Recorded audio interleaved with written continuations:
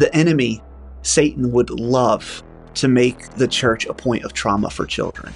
If the church, any church, becomes a place of deep emotional pain for a child, their likelihood of wanting to return to any church when they're older just bottoms out.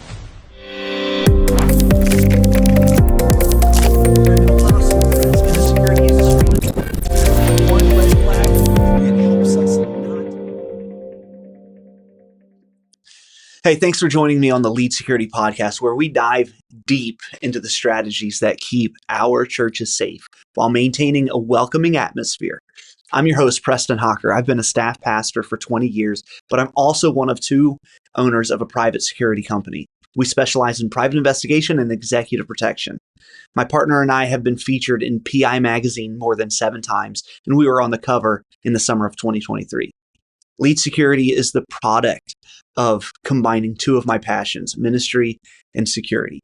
Today, we're diving into what church security really means, why it's crucial, and how you can implement effective security measures without turning your church into a prison. In future episodes, we'll dive deeper into these topics, but for now, I thought it would suffice to begin this conversation with some simple definitions, some simple descriptions. Let's start at the beginning. What is church security? It's a question that a lot of us probably wonder about. Church security involves protecting the physical, but it also involves protecting the emotional well-being of our congregation. See, a lot of us forget about that emotional side. A lot of us think it's all about the physical. It's not just about preventing an incident, but it's also about creating a safe place where people can feel invited, where people feel welcomed to come worship together in unity. In recent years, the need for sturdy security measures in churches has become much more apparent. Threats are real, and they range from petty theft to severe incidences like armed attacks. But here's the thing, implementing security shouldn't, but it often does, make our church feel less inviting. If you subscribe to our podcast or to our YouTube channel, we're going to lay out some plans that will help you transform your church into a community that is both inviting and secure. One of the core elements of effective church security is having a well-trained, healthy security team. See, this isn't a solo sport, guys. It's all about teamwork. A healthy team can provide a safeguard against biases and ensure a comprehensive approach to security. Building this team starts with understanding that everyone has a role to play. From the greeters at the door to the rovers who are monitoring access points in areas that really require restricted access, each member needs to be trained, not just in security protocols, but also how to interact with people. How to interact with people compassionately.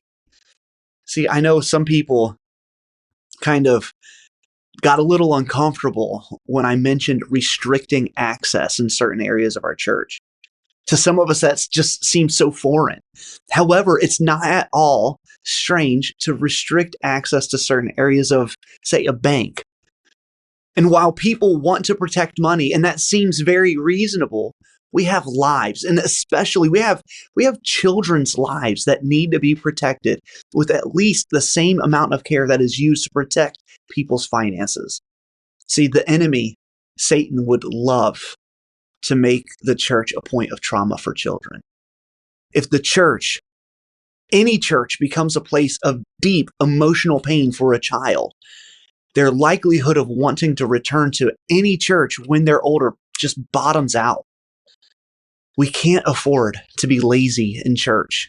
The lives and souls of our kids quite literally depend on it. Moving on, let's talk a little bit about a less discussed but equally important aspect of church security, cybersecurity. Even churches need to be vigilant about digital threats. This includes ensuring staff members are using strong passwords, they're using 2-factor authentication whenever it's possible.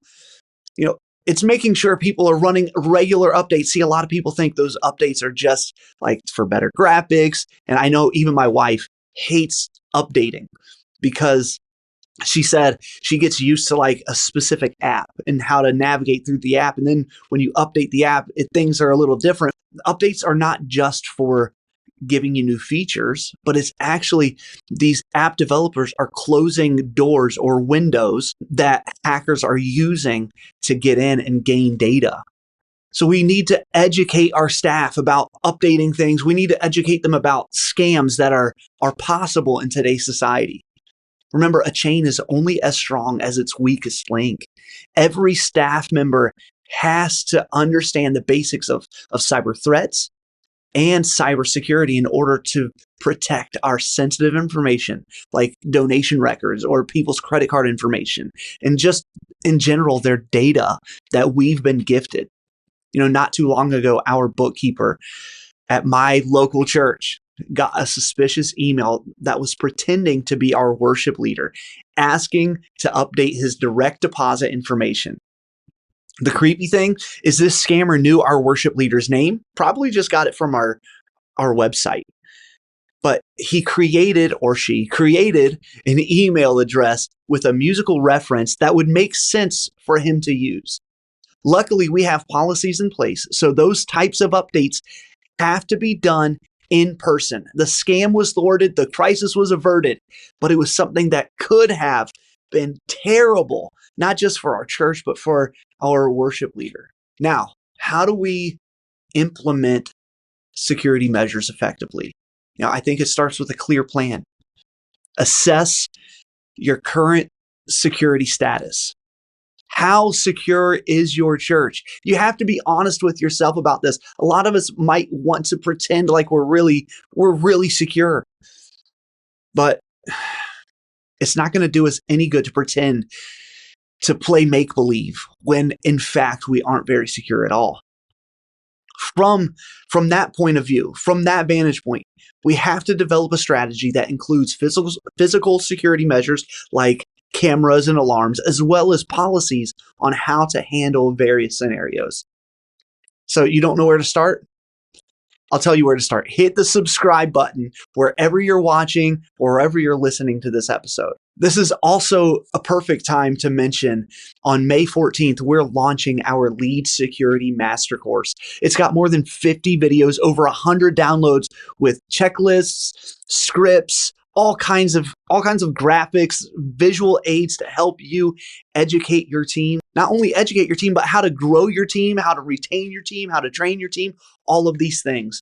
We are committed. This course is committed to helping you build a community that is both inviting and secure.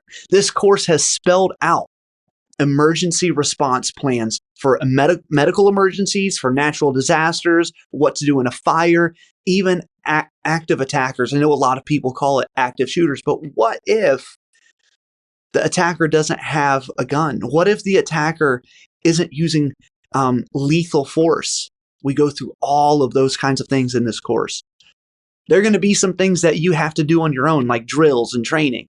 You'll need to update your plans as certain elements in your congregation changes.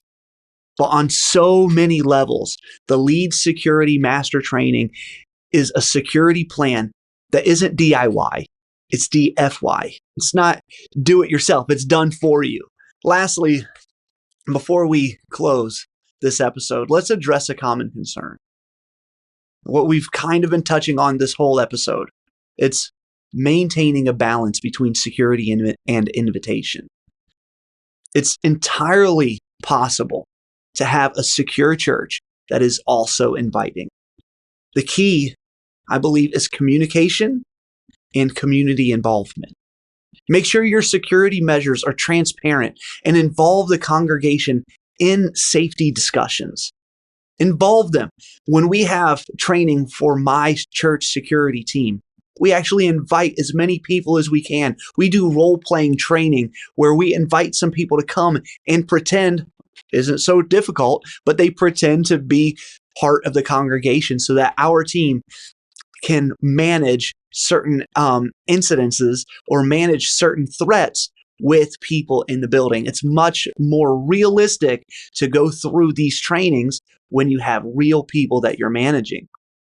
I believe one of the enemies of maintaining an invitational type of church while implementing security measures is having a team, even just a team member who is determined to be a church sheriff.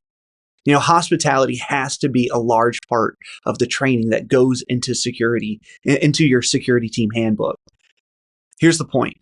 Every believer has this calling to be the reflection of the love of the Father to the world. We don't get to hang up that calling just because, we put on the security team hat. If anything, we have a deeper calling to continue to reflect that love of the Father to the world when we're in a place of authority. Why? Because when done correctly, I believe keeping the children of God safe is a perfect reflection of Him and what He's done and is currently continually doing for us. When we perform security measures flippantly, when we decide that we want to be the sheriff and tell everybody what to do and just be this authoritative dictator, we turn people off to the truth that God is a loving Father who is wanting to lavish His grace and mercy and peace on those who are seeking Him. As we wrap up today's episode, remember that the goal of church security isn't just to protect against threats, but it's also to create an environment where people feel safe and are welcomed.